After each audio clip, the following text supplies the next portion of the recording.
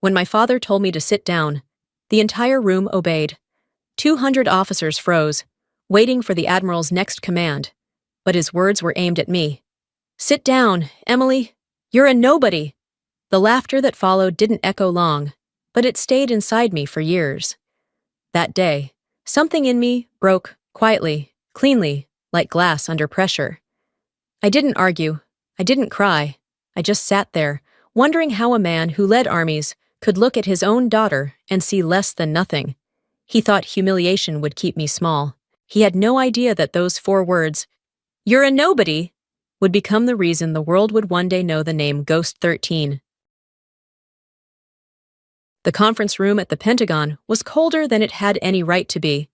The air carried the sharp scent of burnt coffee, waxed floors, and steel from the rows of metals glinting under fluorescent lights.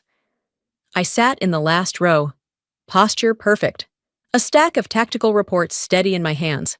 No one looked my way, except for the man standing at the center of the room, the one whose approval I'd stopped chasing years ago. Admiral Raymond Norton didn't need to demand attention. He owned it. Every officer in that room carried themselves like satellites orbiting his gravity. When he spoke, the noise of pens and papers stilled. And when I raised my voice, quietly, precisely, about the signal frequency error on the current transmission plan, he turned toward me, amusement flickering in his eyes. "Sit down, Emily." The words weren't loud, but they sliced through the oxygen. Even the clock seemed to hesitate between ticks. I sat back down, spine locked, pulse steady, face unreadable. Across the table, he smiled, polished, public. The same smile he'd worn on the White House lawn. My notes lay untouched in front of him. The line I'd underlined twice, signal pathway reversal, prevent fatal interference, meant nothing now. Someone behind me exhaled, a soft sound of pity that burned worse than anger. It wasn't the first time. It wouldn't be the last. I stared at the glowing web of frequencies on the screen, each pulse beating in rhythm like a heart refusing to die. And right there, amid the hum of machines and unspoken contempt, one thought crystallized inside me. If he needed me invisible, I'd learn how to disappear so completely that one day, he'd no longer recognize what he created. 10 years before that meeting room, the Norton House in Virginia glowed like a shrine to success. My mother, Evelyn, moved through the dining room, arranging silverware as if generals might inspect it. The chandelier threw light on the framed medals along the wall, each one proof of my father's triumphs. He sat at the head of the table in full uniform, posture straight, expression carved from pride. Across from me sat Luke, his golden boy, whose flight jacket still hung on the back of his chair, though he hadn't touched a cockpit in years. I waited for the right moment, pulse quick under the table.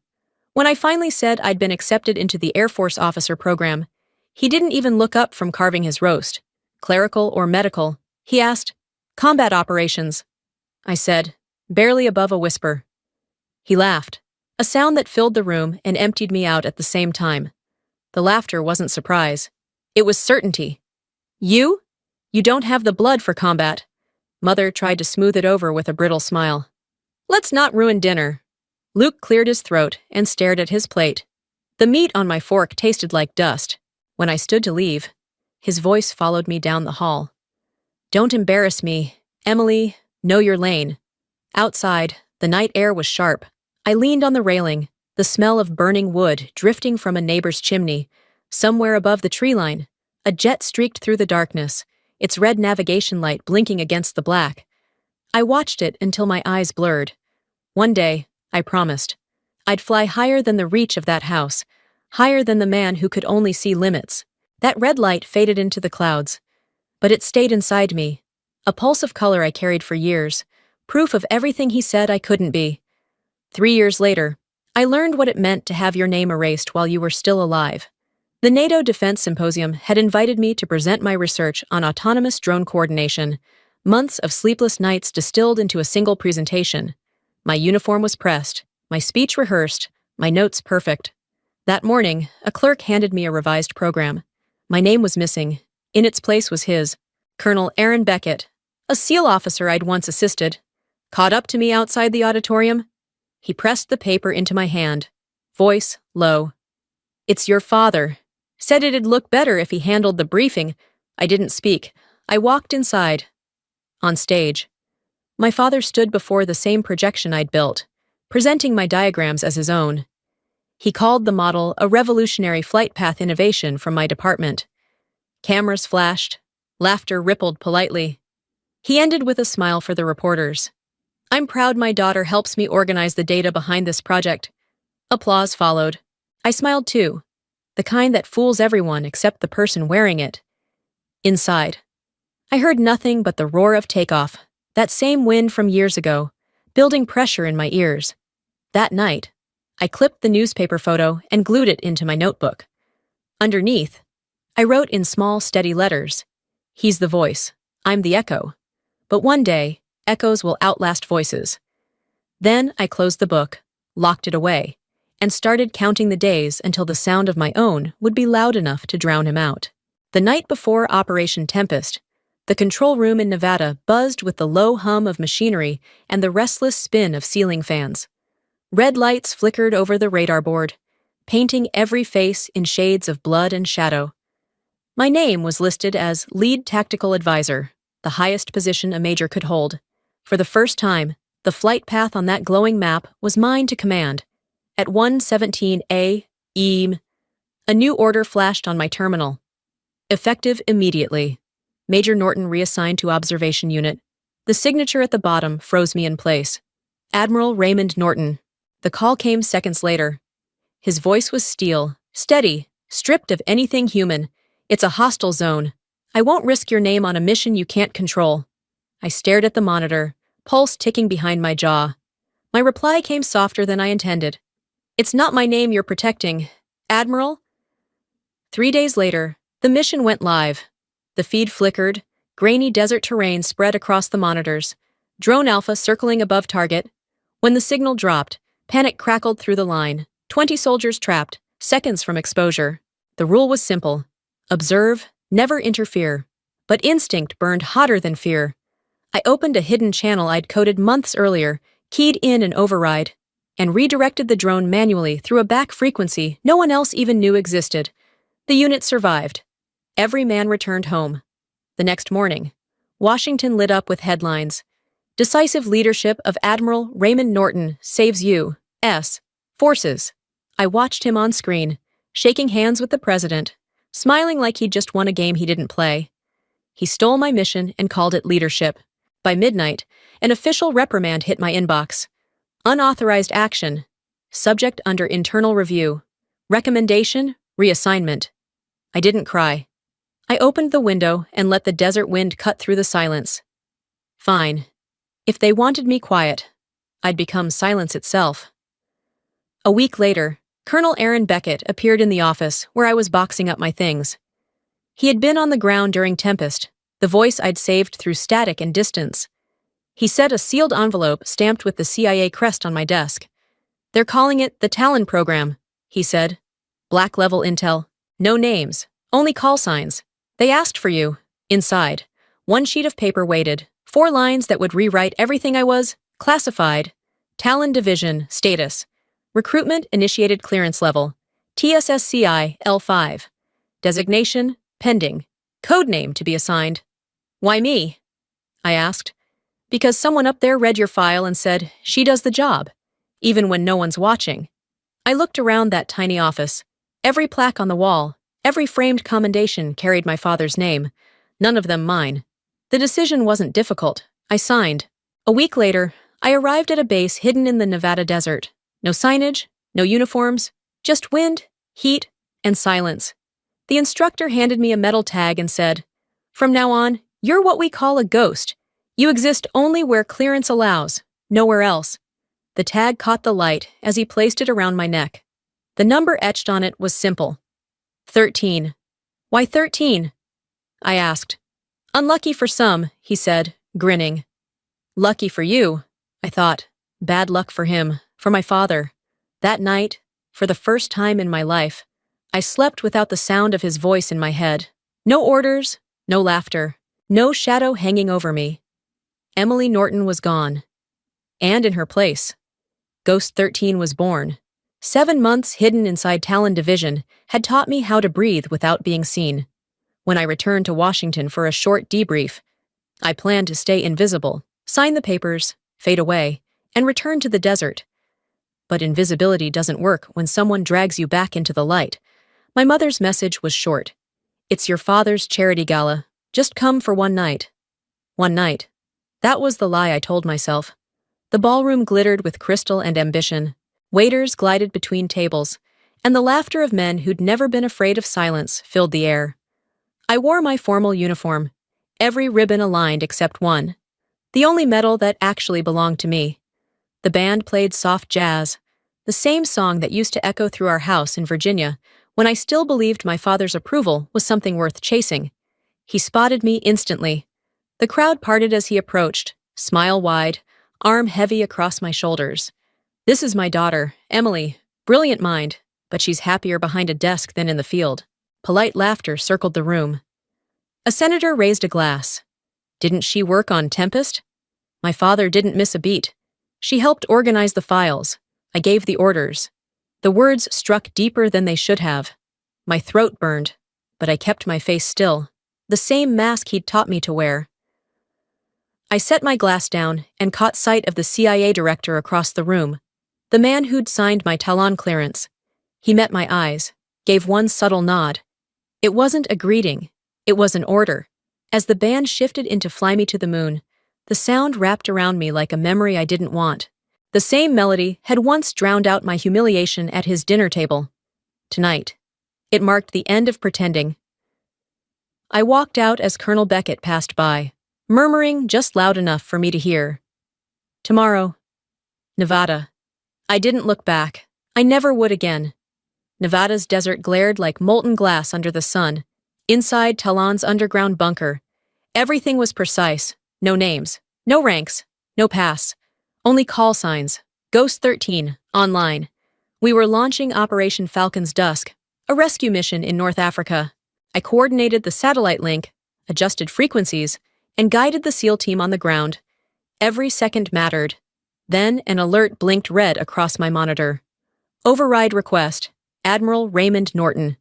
My chest tightened. He was trying to access a file that didn't officially exist. Beckett's voice came through my headset. He's trying to reach you. He traced your clearance trail. I steadied my breathing. He won't find me. Ghosts leave no trail. The mission continued. I shifted to manual control, fired a drone strike in the final seconds, and cleared the corridor for extraction. The team made it out alive. When the aircraft lifted off, Beckett's voice returned, calm, proud. Mission complete. They owe you their lives. Ghost. Sunlight hit the metal tag at my throat, the engraved number 13 flashing back at me like defiance. Hours later, a secure message appeared on my screen. Admiral Raymond Norton, under investigation for unauthorized clearance breach. He had violated the Espionage Act trying to uncover me. I didn't smile. Power always collapses when it forgets its limits. Outside, the wind roared over the sand, and for the first time, I pitied him. The man who built walls to keep me small, and now found himself locked outside of mine. The summons came at dawn, marked urgent. By noon, I was standing inside the MacDill Command Hall, a sterile, fluorescent cage that smelled of metal and cold authority. Every seat was filled. The CIA director, the Secretary of Defense, every high-ranking officer in the room that had once belonged entirely to my father's control. He stood at the center, speaking with the same certainty that once silenced me. His voice carried through the room. Discipline is dying in this country. People think they can bypass command. He had no idea the person he condemned was the one who had saved 20 soldiers 3 nights earlier. Colonel Beckett entered quietly, his expression unreadable, and handed a sealed envelope to the CIA director. The room shifted, tension settling like dust. Sir, per request, the asset is in this room. My father's head lifted, eyes narrowing. We have no such asset. Everyone here reports to me.